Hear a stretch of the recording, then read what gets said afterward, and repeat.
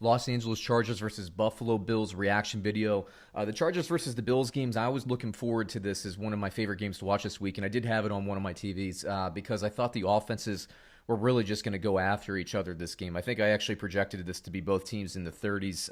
That very rarely happens in the NFL, but that just goes to show you how much respect I have for both of these offenses and these young quarterbacks, Justin Herbert and Josh Allen. What we got is another Buffalo victory, 7-3. Let me say this, Buffalo Bills fans, and I know you're feeling this too, doesn't hurt as bad this week, but those long desperation pass plays, can we defend those somehow? They're going to get criticism again this week, and rightfully so. Look, that Arizona thing, that's supposed to be a fluke that shouldn't happen. In that fourth and whatever it was, fourth and forever for the Chargers at the end of the game there. They got down to the 1 yard line. And then, by the way, the play before it where it was an offensive pass interference, but still, I mean, you had single coverage on the outside deep, I think. Guys, that can't happen, for crying out loud, Buffalo Bills fans. But the good news is Buffalo Bills, they did win. And the really great news, I think, is the Buffalo Bills defense, I think, played their best game of the season. I've been waiting all year for this Bills defense to show up. And I throw that Jets game out the window, by the way. I don't count that. I don't think anybody should. The Jets are not an NFL team this year. They're just a bunch of people in green uniforms, green and white, as it were. Let me see. So the Chargers fans, you got to like what you saw from Austin Ekeler. His first game back has a monster day. I love being a fantasy football owner. I love that they pulled him off the field to give Josh Kelly the freaking touchdown. Anyway, Austin Ekeler gives you 14 carries, 44 yards, but really, the value in that passing game, my goodness, 11 receptions, 85 yards. Would have been great for him to get in the end zone, but hey, the guy needs a breather every now and then. Joshua Kelly adds 7 carries, 35 yards, and a touchdown. Justin Herbert, 31 of 52 on the day, 316 yards, 1 touchdown, 1 interception. But you got to credit the Buffalo Bills defense. They made plays when they had to. Part of those, he would have been under 300 yards if it weren't for that deep pass. But again, as I said, Buffalo Bills fans at the top of the show, you have to figure out how to defend that better. I'm sure McDermott will be looking at that. The key takeaway, Buffalo Bills fans, is that the Los Angeles Chargers are a very talented offense, and they held them to 17 points, kept them out of the end zone at the end of the game there. Kudos to the Buffalo Bills, and again, that defense. That's really what you need moving forward. The offense is going to be able to put up points. If the defense can play that well against the Los Angeles Chargers, if they can play that well for the rest of the season, and specifically the postseason, good things will happen. The Bills, to end the season, they have the San Francisco 49ers next week. I don't think they're a complete walkover just because the 49ers can run. They had their bye week late. Maybe they'll figure some things out. As of the time of this recording, we haven't seen them play in week 12 yet. Now let's see, week 14, December 13th, the Buffalo Bills host the Pittsburgh Steelers, who, again, as of the time of this recording, are undefeated. We'll see what happens if they even play that game against the Ravens.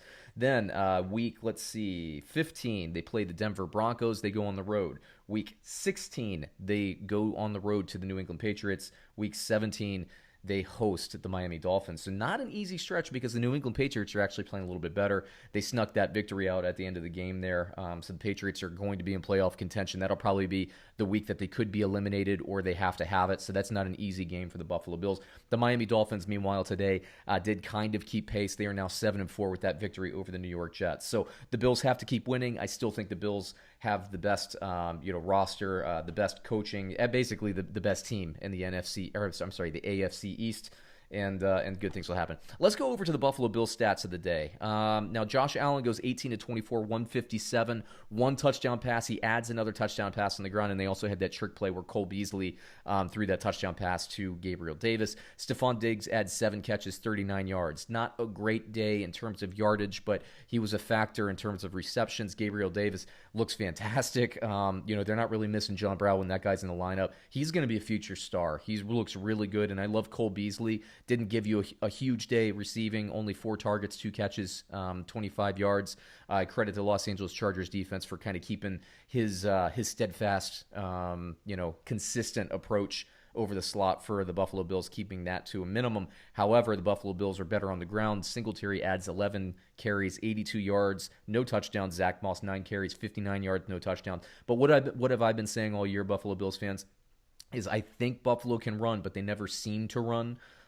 When the weather gets worse, when we get in the playoffs, when they have to kill a clock, They need to be able to run. We saw that today. 7.5 yards per carry for Devin Singletary, 6.6 yards per carry for Zach Moss, and Josh Allen adds another 9 carries for 32 yards in that touchdown. Buffalo Bills still looking very strong, still a top 10 team for me all season long. They continue to be that.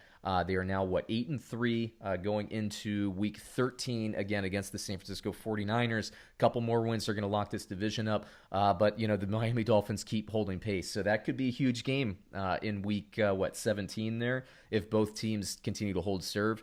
And even though the Patriots, they still have 6 losses, now they're 5-6, they're still in the playoff peripheral, so they're going to be somebody that they're going to have to beat. The Buffalo Bills, I do not like their schedule to end the year, man. They're going to have 2 really kind of, I don't want to say desperate, but teams that really have to win in the Patriots and the Dolphins to end the season. They have the Steelers, which I think the Buffalo Bills match up pretty well with the Pittsburgh Steelers. That'll be a fun game to watch. And even the Broncos, if you overlook that team and you think that's a victory, they're sitting there in week 15. They start looking on to week 16 in the New England Patriots, week 17 the Miami Dolphins.